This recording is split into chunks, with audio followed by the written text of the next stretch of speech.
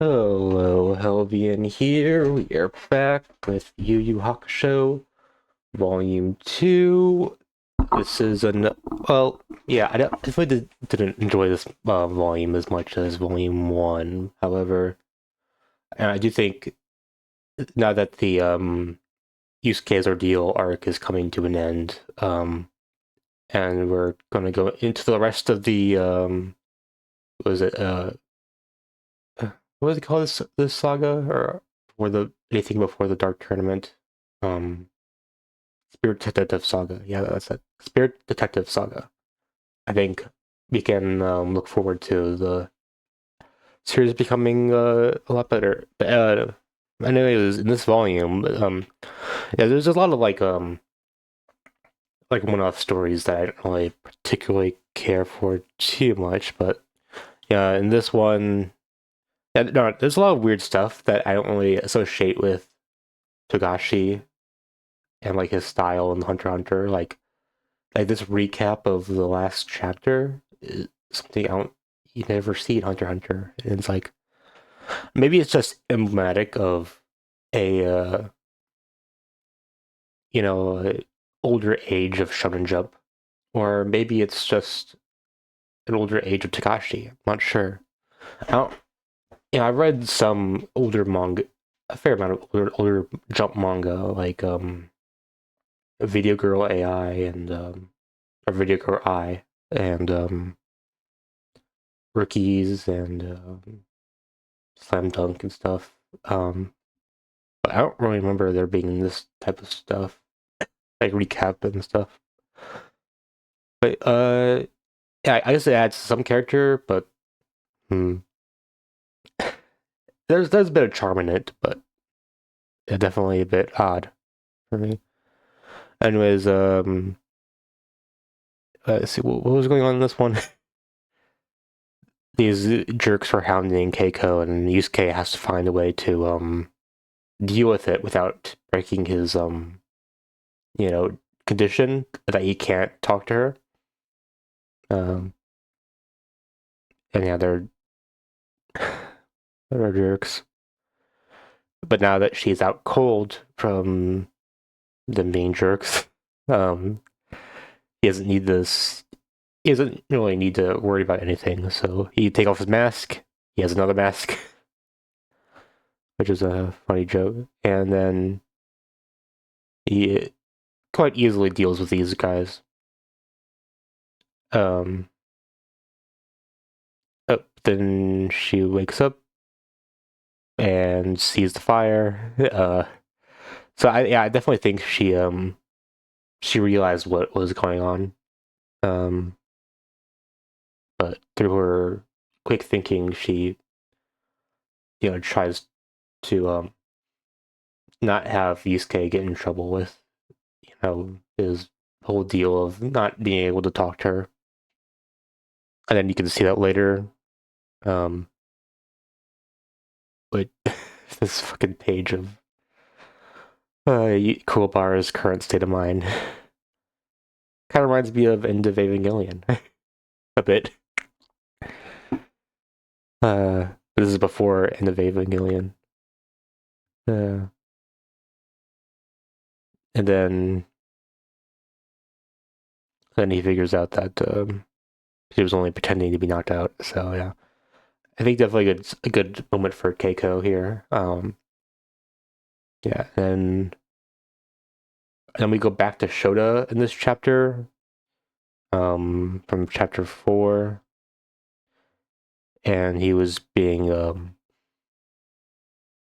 possessed by a ghost, this ghost girl. Basically, I don't fault him. He was being not trying to be nice, trying to play with her. Um, but she was kind of, and on her end, she was being lonely. So of course she wants to have someone to play with, but since he doesn't have a sixth sense, um,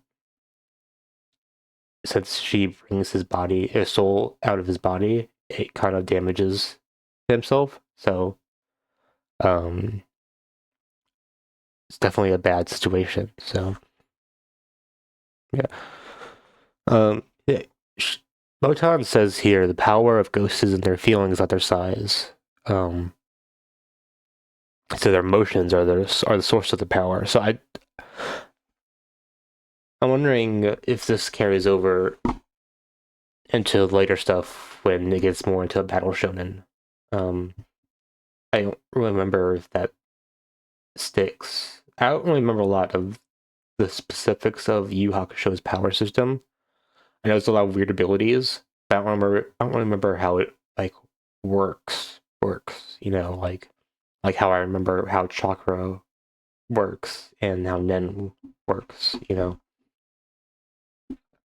so I've been looking forward to seeing more of that explained. But yeah, um, yeah, I guess it was kind of sad, but yeah, probably one of the better chapters of the this volume. A lot of unknown stuff here with Botan.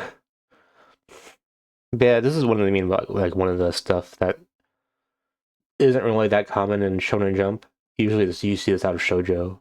They're like having inserts here, but um, like you only get the only thing we get from this is that she likes floating around in the sky, which is cool. Yeah, a lot of mysterious stuff about her. Um,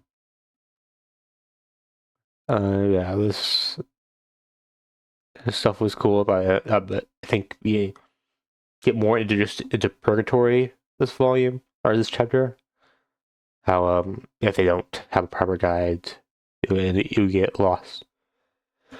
What I remember from purgatory in this series is that the younger Toguro ends up there with Genkai. I don't remember much other stuff that happens, but um yeah, so we'll see as we go along. Yeah, I like how she tries to blast Yusuke to the end of the universe and just poofs. That's cool. Yeah, this was another nice moment here. Um,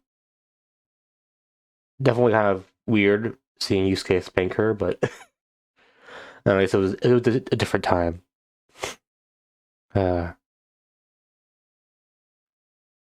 a lot of stuff has aged a bit.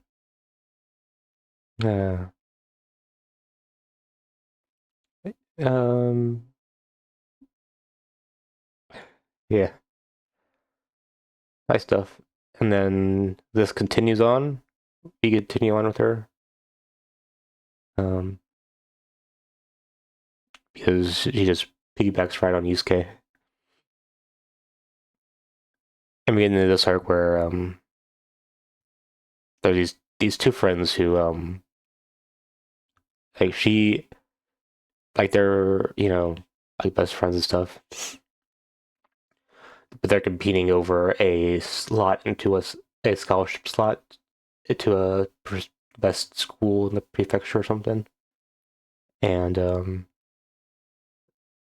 this girl curses that her friend here, and that's why they sense a ghost following her.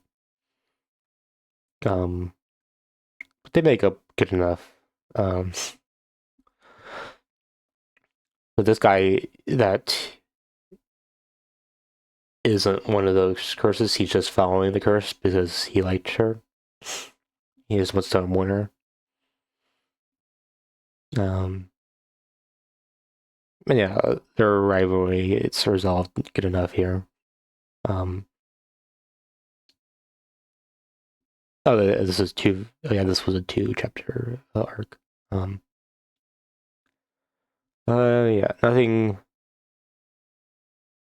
I guess there's some good stuff here, but I don't know. It just feels so disconnected from Yusuke that it's more. It doesn't really feel like much like Yu Hakusho. Like it's just coming into their story, but I see Yusuke is like in space right now. Did you know that? Did you remember that Yusuke went to space? Yeah. Um, Anyone feel some eerie connection between these two? Huh? Eerie connection? Maybe, maybe just a bit. I think it is a bit weird that he underlined in blank the name of the school. Uh, you could just give a generic name. You don't have to do that, Tagashi. But okay. Uh, uh, and now this girl who he picked up a few chapters ago sticks around, and he wants to test Keiko, or she wants to test Keiko if she's good enough to be Yusuke's girlfriend. Which she does a good job. Keiko definitely, her character shines a bit here. Now, um, yeah, the fire danger is high. That foreshadowing is a plot device, or a literary technique. Yeah, the fire starts. Um, um, and Yusuke's wait, what? I thought I remembered something wrong. What? No, sorry, I misremembered the events. So yeah, this was just a fire. And she displays her courage in going in there, and um, yeah, it's good. And basically, baby comes in and lets him go into his own body. Or not going into his own body, but lets him escape. With what is this? Firebending or airbending? Um, we got a cute botan here for some reason. Um, yeah, Botan got or Kuwabara to get to come there, but he doesn't really do anything. And then he got reset all of his virtue and trying to get his body back as it resets, but that doesn't last long. Um, yeah, Yusuke doesn't mind. It's cool. He's cool. Um, but the baby wants something of Keiko, and it was her hair. But I guess that's fine. She's cute in the short hair too, but I don't know. Maybe it's either style is fine, but I kind of like the long haired as well. But yeah. Then we got Shizuru Kuwabara, her Kuwabara's sister. She's definitely a weird one. She has a very strong sixth sense. I don't remember her ever battling.